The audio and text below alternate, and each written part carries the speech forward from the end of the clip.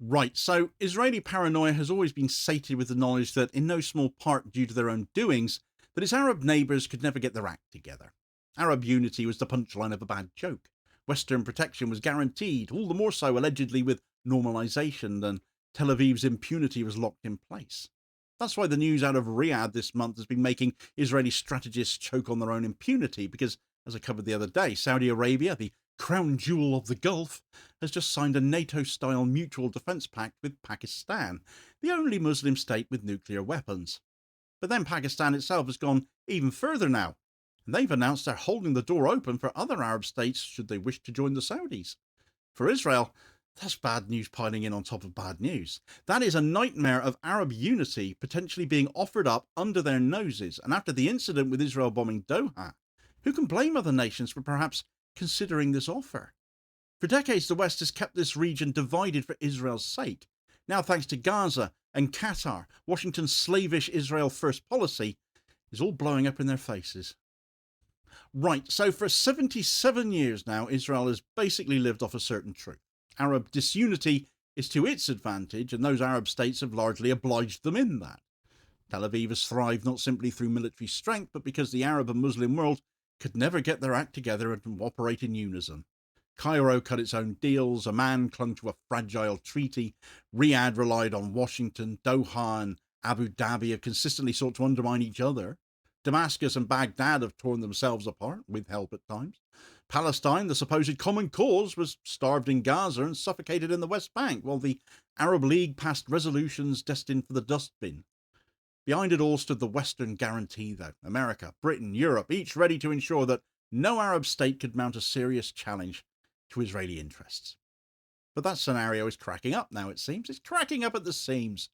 On 17th of September, you see, Saudi Arabia and Pakistan signed a strategic mutual defence agreement. This was not another toothless communique at all, as we've seen so often in the past with Arab states. It was not the hollow rhetoric of the OIC or Arab League gatherings. It was something far more dangerous to Israel. They didn't like this one little bit, because it declared in black and white an attack on one will be treated as an attack on both. Article 5 of NATO basically transplanted straight into the middle of the Gulf. Pakistan is not just another Muslim state, of course. According to reports, it holds somewhere between 170 and 180 nuclear warheads. To sign with Riyadh means extending that deterrent, in however ambiguous a form that might be, to the Gulf. Pakistani Defence Minister Khawaja Asif spelled it out. What we have, what we possess, will be made available according to this agreement. Words chosen carefully, but words impossible to misinterpret nonetheless. Nukes are on the table. But then came the bombshell. Pakistan's Army Chief General Asim Munir declared the door is still open. Other Arab states are welcome to join in this deal too. In that sentence, a bilateral agreement just became something else entirely. The potential for a Muslim NATO. For Israel, this is not just discomfort, this is existential dread. It's the one scenario its strategists have always feared. A credible Arab-Muslim defence pact, anchored in the Gulf, backed by a nuclear power, and all outside of Western control.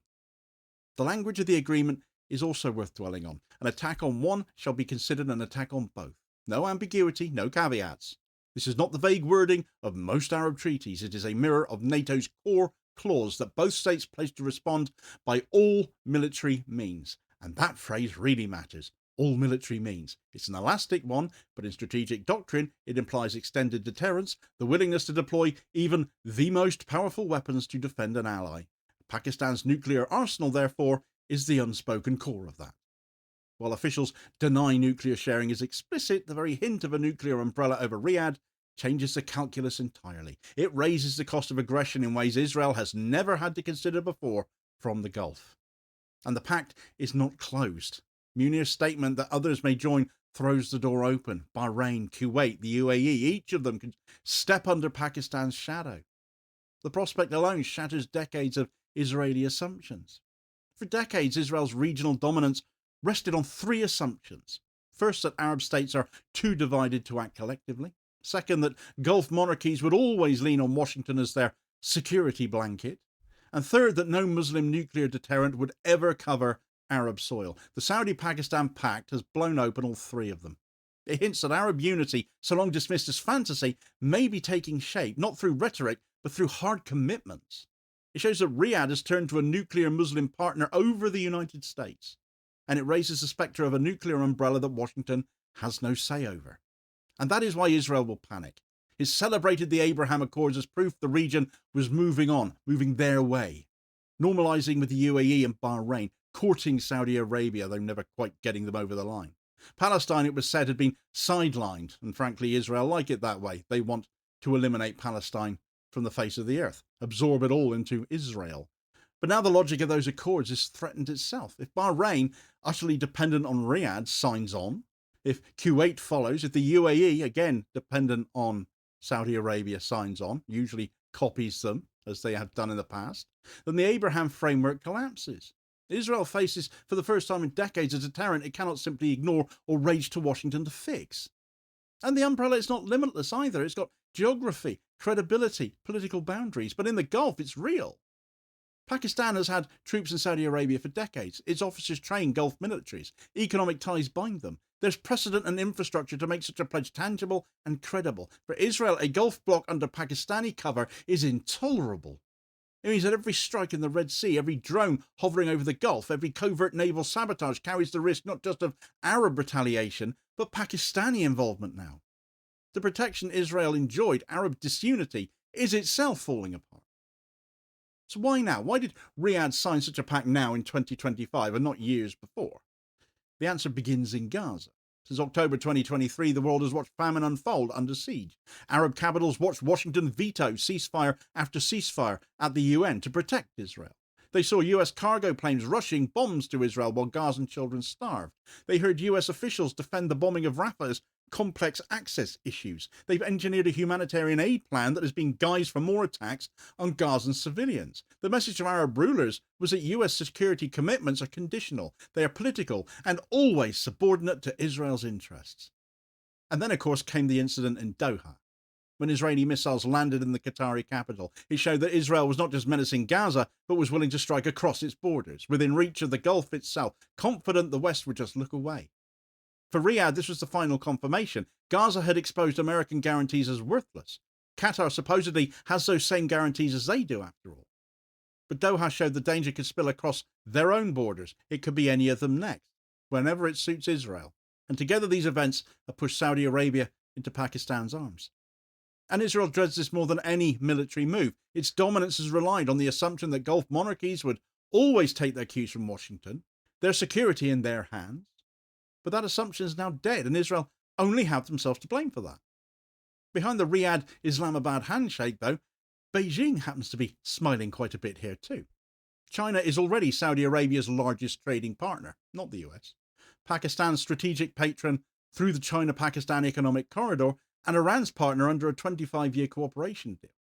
So when Pakistan extends its deterrent to Riyadh, it does so inside an economic space that Beijing dominates. China does not need to station a single soldier. Its network of trade and investment already underpins the alignment. Iran benefits from all of this too. For decades, Tehran has argued the region should secure itself without US or Israeli interference. Every Arab step away from Washington vindicates their claim. Every Pakistani commitment to Riyadh reduces the likelihood of a US-Israel Gulf bloc aimed at Iran. For Israel, this is a nightmare on top of a nightmare. Cluster nightmares, you might say. Its two greatest rivals in the region, or in Asia at any rate, Iran and China, game without firing a shot here. And again, Israel have only got themselves to blame. So while Riyadh and Islamabad have signed their pact, Donald Trump is again fixating on Afghanistan, though. He declared the United States should retake Bagram Air Base because it sits too close to China. He floated sending American troops back into Afghanistan, undoing his 2021 withdrawal. The Taliban have laughed off the idea, calling it a violation of their sovereignty now. They run the country now. That's how Trump left things. But Trump's obsession here proves the point here too. Washington reacts to Chinese influence in Central Asia while losing its grip in the Gulf. So the real encroachment is not at Bagram, but in Riyadh, where a nuclear umbrella now shades the kingdom without US permission, heaven forbid. For Israel, all of this is just generally terrifying now. Its impunity depends on US supremacy in the Gulf. If Washington is distracted by Central Asia now, while the Gulf tilts eastwards as well, Tel Aviv's shield just crumbles all the more. Contrast Pakistan's success with Egypt's failure. Only last week, Cairo proposed an Arab NATO at a Doha summit. The idea was blocked by Qatar and the UAE, even though Qatar had just been attacked. Cairo lacked credibility here. It too is bound to US aid, IMF debt, and its own treaty with Israel. No Arab state truly trusted it to take a lead on this. Pakistan succeeded, therefore, where Egypt could not. It brings nuclear deterrence as well. It brings independence from Western patronage and no peace treaty tying its hands. That's why Riyadh signed with Islamabad and not Cairo. It does cast shade on the idea too many other Gulf states may follow the Saudis here too, but time will tell. But still, for Israel, this is galling. It laughed off talk of Arab NATO for decades. Now it faces a version of it that is very real, anchored not in Egyptian weakness but Pakistani strength. The Saudi-Pakistan pact is not just another agreement to file away. It is a turning point. It shatters the pillars on which Israel's impunity rested. It shows that Arab unity, long dismissed as fantasy, is possible when anchored in credible deterrence. It exposes Western guarantees as being as thin as paper, torn apart by Gaza and Doha. It tilts the Gulf towards China's orbit and hands Iran strategic breathing room too. For Israel, this is absolutely intolerable now.